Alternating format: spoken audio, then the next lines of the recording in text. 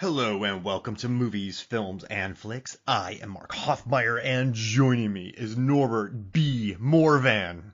Once every lifetime, there should be a great Hajj. Yes, a great Hajj. The Keith David. Yes!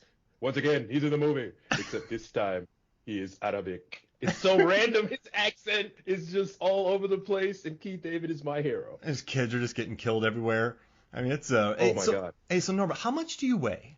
I weigh 130 kilos. Yeah, well, you're 130 kilos of gutless white meat. That would be a great irony if I was 130 kilos of white meat. I'll tell you that, boy. You know what I love too is, listen, like I love Carolyn Fry in this movie, Radha Mitchell. Like actually, I like her a lot in Rogue. I like her a lot in The Crazies. I think that's a really underrated horror movie. I think Rogue is too. Yes, But yes, it is. if I'm a mercenary, if I am William Johns, Bill Johns, and Bill J. Johns, BJ Johns, and BJJ, yeah, there we go, Brazilian Jiu-Jitsu. BJJ. Yeah, but BJJ. if a dock pilot is like, hey, how much do you weigh? And I'm like, oh, like 78 kilos. Like, yeah, well, you're 78 kilos of gutless white meat. I would just quit. Because whenever, like, that's the best burn, Norbert. When you ask somebody a question, they answer it, and then you diss them with that answer. Like, that's a two-step process. Agreed. You know, I'm going to take, I can't do this right now because I got to take a trip to Ligma. What do you mean? Ligma balls! And then just disappear. Yeah. But I love that Carolyn burns him with that, like, so bad. Yeah. Like, I think she's cool in this movie. She wants to get rid of all the passengers. She actually has a character arc in this movie. Oh. I would say 3 people have character arcs in this movie. Like, this is David Twohy, the director-writer. Like, he wrote Critters 2 and The Fugitive. Yes. And I think he got tired of his scripts. He said he got tired of his scripts being turned into, like, worse movies. So he's like, I want to direct and I want to, to write and direct. So they gave him the script that existed. He rewrote it. They went to the Australian desert. They gave him $25 million. He turned down big stars. He took 3 fresh faces. But what I like, though, is he said that this movie, that Vin Diesel, Radha Mitchell, and Hauser all thought they were the stars, which kind of blows my mind a little bit. He's like, so I'm dealing with all these egos.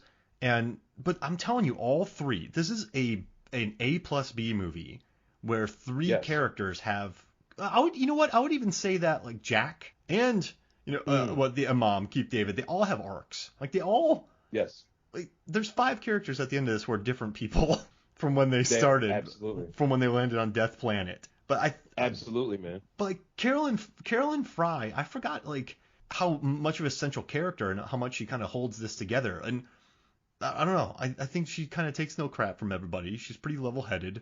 And then like it's this. I've had this movie in my headspace for a while, Norbert, and I've just really enjoyed having it there. I like this movie a lot. I thank you for allowing us to discuss it, man, because there's a lot going on here, especially in the first hour.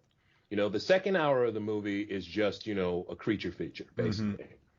And you still get a couple of good character moments. But the first hour of the movie, all of the dialogue, Fry, the ship is exploding all around her, okay?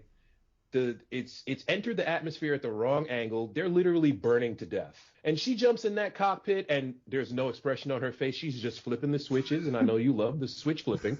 She's flipping the switches. She's pulling the levers. She's chill. And then I can't get her ass up, That's when she starts to freak out, when she realizes, okay, this is actually going to crash. And then she just absolutely decides, you know what? Everyone dies except for me. I'm not dying for them. Which is a good callback line as the movie goes on. She is ready to murder everyone so that she can live. She doesn't even care about the co-pilot at that point. She's like, whatever, dude. She's pulling on that lever with like every fiber of her being. Just all 27 pounds that she is, because she is not a heavy woman. And she just, come on! But that's so refreshing though, Norbert. Like that's... Yes. In these movies where people are like, we gotta, one person for $1 billion. She's like, no. No. Yeah, exactly. I am going to live. I am going to live. But then, I like to, she goes around staying level-headed. And I really like her conversations with Riddick and Johns. Like, she doesn't let either of them sway her. So she goes and talks to Riddick. And she's like, well, this dude doesn't seem that bad. And then she goes and talks to Yeah. John. It's like, you know what I love about Cole Hauser is he steals the morphine. He's this mercenary. He's going to kill children. But he's like, you know why I am addicted to morphine? Because your boy Riddick stabbed me. He was going to give me like the spinal tap stab and like My take me out. friend, the sweet spot. Yeah, the sweet Absolutely. spot. Get it right. He was Sweet gonna spot. hit him in the sweet spot, and then he got something lodged in there, and he's in a constant state of pain. That's why he does all the morphine. So you're kind of like, well, he's a murderer, yeah. But I mean, he's been hunting Riddick, who, from what we know, isn't a great dude. I mean, Richard B. Riddick, Dick Riddick, he is not a great man. He is not a terrible man, but he has murdered people. So you're kind of with Johns, you're kind of like, man, this guy is kind of a skeezer, but he has a thing impaled in his spine, which makes him take morphine all the time. Hey, that rhymes. But it's morphine time. But most movies, they would just be content to have, kind of like a burly mercenary who's just, I'm gruff. But this one, kind of, well, I get his point. He was like not a good dude, but Twohy does enough with him to make us understand the character. And I also guess that Cole Hauser was just giving away all of his lines of dialogue to people. So Shazza, like, I guess he gave her a lot of his dialogue. He's like, I'm a tough guy. I don't talk much. I'm Steve McQueen. I don't need expository dialogue. So when they were doing scenes, he would just give it to other people. Dude, he's got a dimple in his chin, okay? And he's squinting all the time. So he absolutely feels like he's a star because he's got the fake police badge, The blue-eyed devil. He's got the shotgun. Yeah. The creed is greed. He's not a good guy. He's not a good guy. You get a weird. He comes out in the beginning, I guess I should be grateful for two things, after he finds out that Fry was trying to murder them all. Yeah. Even when he says that, your spider sense is tingling every time this dude comes on screen. And also, why is Riddick in jail? Like, there's so many things up in the air. It's a good movie, man. I love how Riddick, though, he's like, why am I in jail? Like, I was thrown inside of a dumpster. And, then I grew up, and then I slipped a doctor and I was in the slam. I bought, so get this, Norbert. I watched this movie in 2000, and actually we're releasing it afterwards, but where you're at, it's February 18th. And this is when it was released. That's right. So we did not plan that, which this is amazing. Not at all. But I watched this movie in 2000 with a group of people. We all thought Vin Diesel was awesome. And this was before Fast and the Furious. Like, Vin Diesel in this movie, when he's like, I said it was clear. Like, I love that line, too. Like, all clear. I thought it was clear. Like, great line reading. He's just cool. He's cool in this movie, man. And when he points at the bones, like, legit swag in this movie. But then I remember once I got a job as a bouncer in college, I'm like, I'm swimming in the money.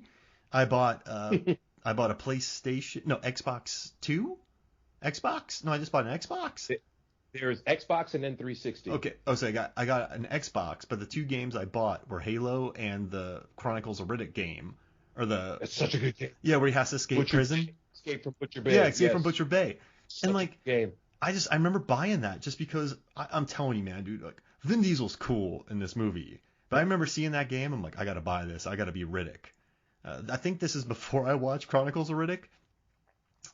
It's such a good game, bro. But I remember playing this and just going like, yes, this is it. Because listen, man, like, this might be Diesel. This might be his coolest performance. Like, in Triple X, he's trying to be cool, right? He is. I mean, people still really enjoyed that movie. They liked it. It was very popular. But this one felt effortless. This one, like, remember when Chevy Chase was amazing in Fletch, right? In the first Vacation. Mm-hmm. And then he became Chevy Chase. He became aware that he was Chevy Chase. Basically. And then I think Vin Diesel became aware he was Vin Diesel. But this wasn't when he was aware yet. And so this role was just cool. It felt effortless. And that's just a long way of saying that. I watched this in 2000, and like in 2003, I went and bought the video game because he was so cool. But that's my long story. But he was cool in this movie. Agreed. And the game is awesome, and you're 100% right. You're 100% right. And in fact, this is why I can't get down with the Fast and Furious 1 through 20, because it's just too much, man. It's too much, okay? I am a man who gleefully watched a movie where an asexual child jumps onto the back of a dragon with the face of a dog and rides through the sky as pounding Europop is in the soundtrack. And I was like, yes, this is awesome. And then I watched the Fast and the Furious, and I can't believe it. You're talking about Kramer versus Kramer, right? Kramer versus Kramer.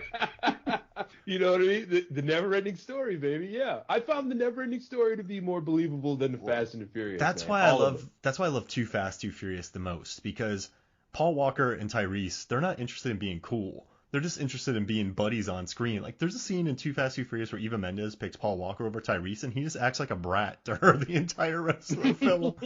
And at the end, they ramp their car, but then they land on a boat, and they're too injured to get out of the boat. Eva Mendes has to save them.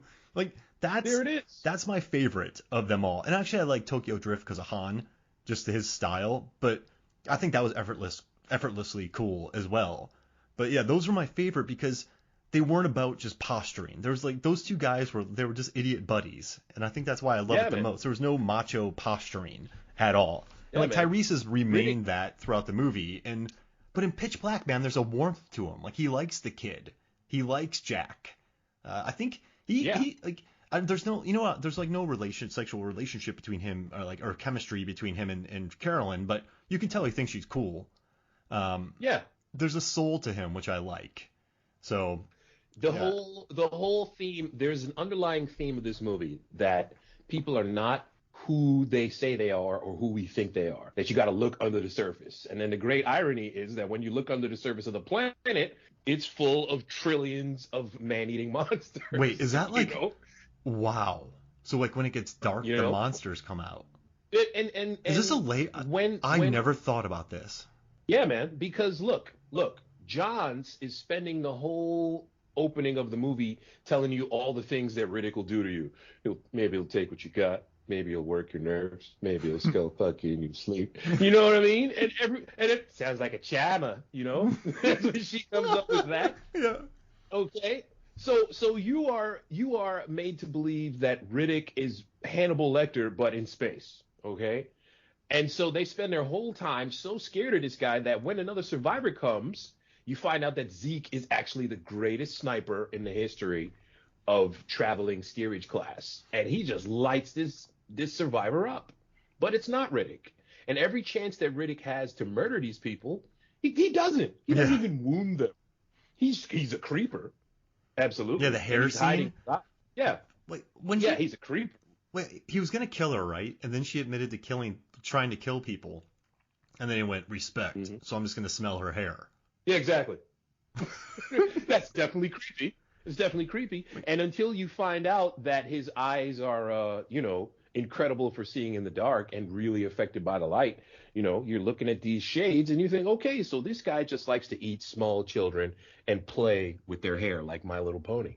But that's not the truth. It's not the case, And you come to find out that the characters anyway, we know from the beginning, but we come to find out that the characters come to find out that Fry, she's acting, yes, I'm the captain, actually. Ha, ha, ha. No. Oh, she wants to murder you I wish all. we had that scene. I'm the captain, actually. She wanted to murder you all. And Johns is like, bad boys, what you gonna do? But he's not. He's not. He's actually just the worst kind of mercenary. And yeah, he's taking heroin because Riddick went for the sweet spot and he missed. But hey, why are you chasing Riddick? What was the crime? We never actually come to find out actually we did. Jaywalking. There's a prequel. I think there was a prequel cartoon to Pitch Black. But yeah. Yeah, he stole a junker or so. Oh no, someone said he was in the military and he refused to go along with a commander wanting to kill some Martians or something. So they gave him. There you go. But okay, let's do some role playing. You're Richard B. Riddick, and I am Carolyn Fry. All right. Okay.